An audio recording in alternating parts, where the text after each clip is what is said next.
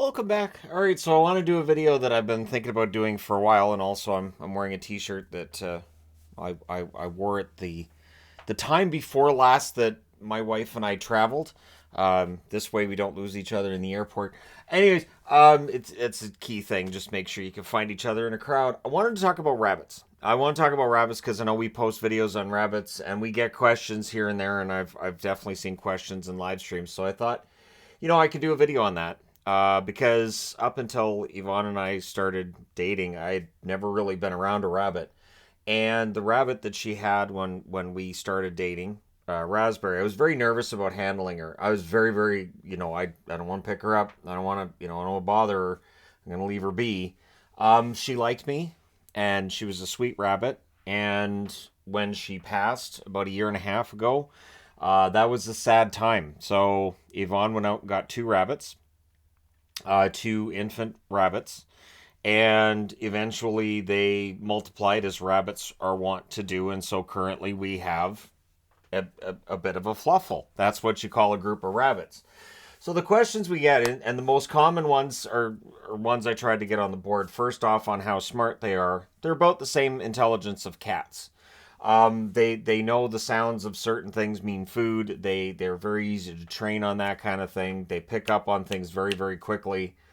They have a good sense of time as well. Like, for instance, I can lean down and pet my rabbits anytime during the day, but they know when it's time to go back to the enclosure, and they'll run from me. And that could be tricky if a rabbit decides you're not picking them up. They can be really difficult to pick up, but they're smart, and they figure all this stuff out very quickly.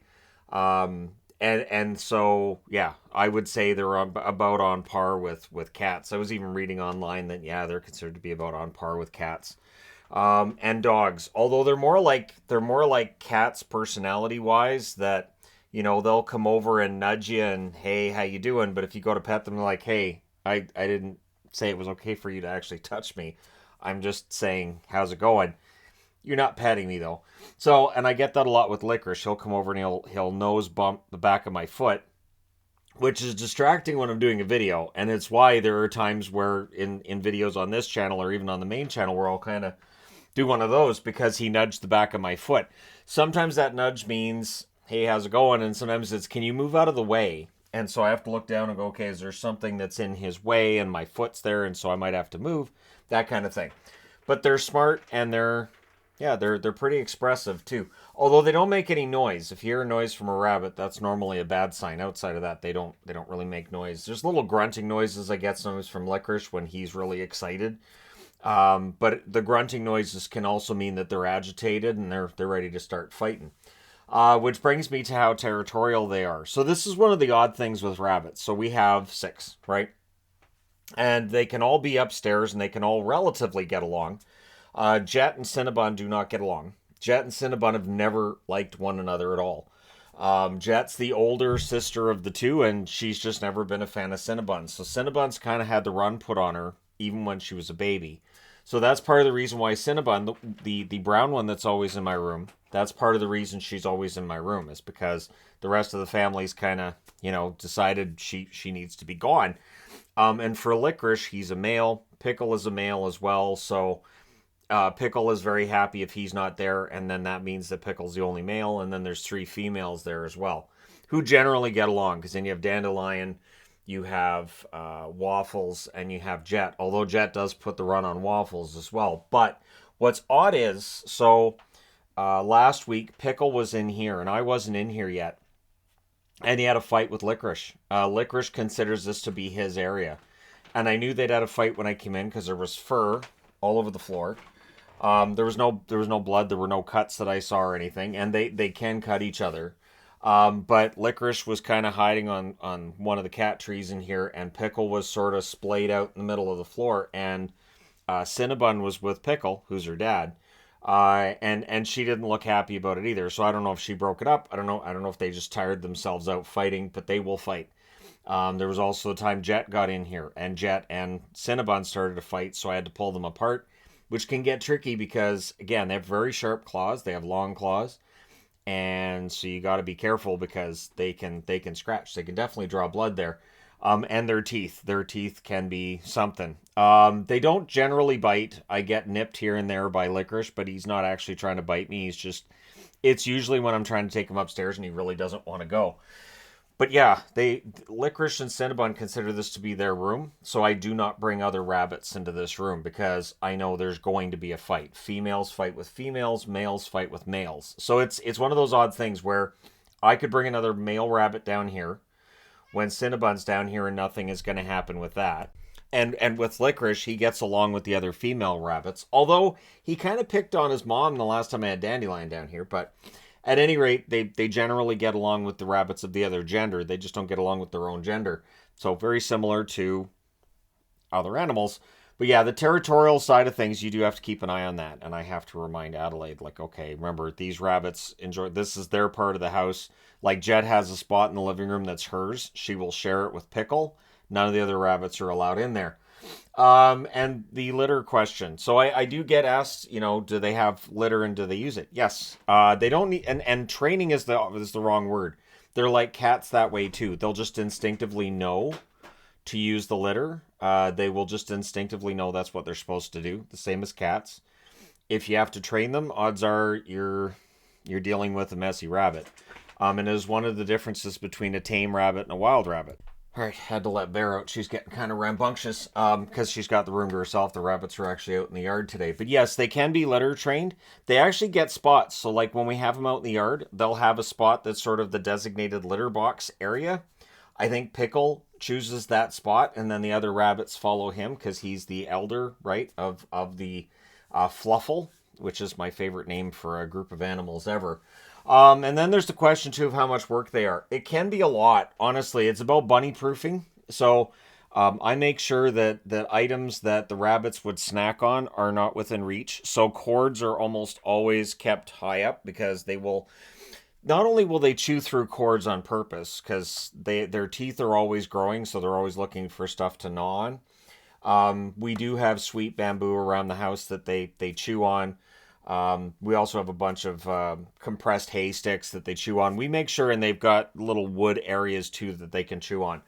But as long as they have stuff to chew on and they don't get bored, you're good. But when rabbits get bored, they get destructive. When I see online, that a rabbit has destroyed somebody's wall, and they can chew through the drywall and just, yeah. So I made a hutch for a space for myself inside the wall. Aren't you happy? Not really, but I've seen those posts online. There's a group I belong to, Bunnies Are Arseholes. It's one of my absolute favorite groups I've ever belonged to ever. Just some of the posts on there are great. So if you're on the fence about whether or not to get a rabbit, join that group and ask yourself, can I handle one of these things happening to my home? So they do chew through cords. One of the more recent examples is my cable box in here.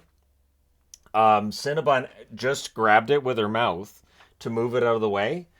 And I ran over and she had chewed through it. Not on purpose, but she had chewed through it because it was in her way. So it's very, very fast. And sometimes it's not even on purpose. But I also have to make sure there's nothing else to chew on because they chew on everything. The magnets that I use for hockey videos, I've had rabbits chew through them. So I have to make sure that if I have a board down on the ground, that there's no magnets within reach because Cinnabon checks all the boards now. So when a board's down, she'll go around, she sniffs at it, she even licks the board. Like, is there anything edible on the board? So you have to watch that. And you really got to watch what they eat as well. We've been very fortunate. Our rabbits don't seem to have the sensitive stomachs that others do. But there are horror stories about rabbits eating the wrong food and going into stasis and just how bad that can be. And then there's one trick too is make sure that if you're going to get a rabbit, call around to veterinarians and make sure you've got one that will deal with rabbits. Not all of them do. We found that out when Raspberry passed away, that the vet that we had didn't actually deal with rabbits, and we weren't even allowed to have it in the office. And then, when you've got a rabbit that's sick and there's something really bad happening, you need to make sure you can get that resolved as quickly as possible. So now we have a vet who has all of our rabbits on file because we got them all fixed. All of our rabbits are fixed. So there is no chance that they're going to have more babies. It was 2 litters we had with Cinnabon, with Dandelion within 6 weeks of each other, and that's how we ended up with so many. Because when you have bunny rabbits, finding people who want to take bunny rabbits is not always easy. And so we had 10. We were able to part with 4. And it became pretty obvious we were not going to be able to find owners for the other ones. And then I really bonded with Licorice. Cinnabon was absolutely our favorite because she ran all over the house. The first time that I turned around the corner and I'm like, there's a rabbit in my room. How did a There's a rabbit. She just came down on her own. She goes up and down stairs. Licorice goes up and down stairs, and some rabbits love climbing or running downstairs, and others really don't like stairs. Jet, not a fan of the stairs. I put her on the stairs, and she looks at me like, I don't do this. Why? She'll do it, but she's not happy about it. But I sometimes have to put her down because she can get really fighty while you're holding her. So the other question too, and I wanted to address this, yes, the cats get along with them. The cats have known them since they were infants, since they were born. We made sure that the cats knew what they were. We showed them to the cats. We made sure that the cats were around the rabbits as they grew. So there are the occasional times where a cat might smack one of the rabbits. But in general, rabbits are pretty good at defending themselves. They can deliver a pretty good drop kick if they need to. They also have one thing Cinnabon does. She'll jump up and she'll smack them with her front paws. And with the cats in general in this house, they will take off if you have any kind of an aggression against them. So the cats do not view the rabbits as being prey. In fact, when I used to have Pickle down here with me, he would actually play with Bear. Him and Bear got along really well, and they would play together. And I would watch, of course, make sure Bear didn't get overzealous and hurt him. But yeah, they played together. Bear was gentle. She wasn't using her claws, and he seemed to enjoy playing with her too. So it was one of those odd things. In general, Licorice and Cinnabon don't play with Bear, but she's good with them. Like I've posted pictures on my Instagram and Facebook of them sleeping next to each other. Bear doesn't have a problem with Licorice and vice versa.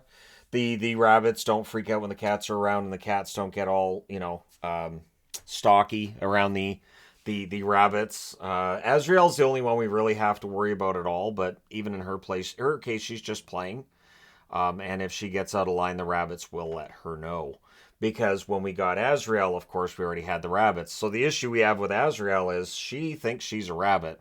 There are things she does where she gets up on her hind legs like rabbits do. She does the gophering thing. Yeah, cats don't do it the way she does. She does have a lot of rabbit characteristics to how she acts. She eats vegetables. She looks miserable while she does it. But again, she got used to eating with the rabbits. The rabbits love vegetables. So I have a cat that'll stand there and eat vegetables while it looks completely disgusted at what it was doing. But, well, this is what they're doing. So this is what we do now. So yeah, there you go. I wanted to do this because I know there's been questions about rabbits. And keep in mind that they do live, 7 to 9 years, I believe, is the expected lifespan for our Fluffle. And so it is a long-term thing. They're definitely not something just to get at Easter. It's not an animal either that you can just give a little kid and say, all right, well, it's a little rabbit. That'll be easy. They're not. And I know there's a lot of cases of people doing that. When we gave up the baby bunnies we were very careful about where they were going and tried to make sure these people understood what they were getting themselves into. Like, this is not just some cute little animal just for your kid. This is, everybody's going to have to take care of this animal. And so, yeah, I do hope. And I do think about the little bunnies we gave up, too. We had a cute little dark gray one that I wonder how he's doing.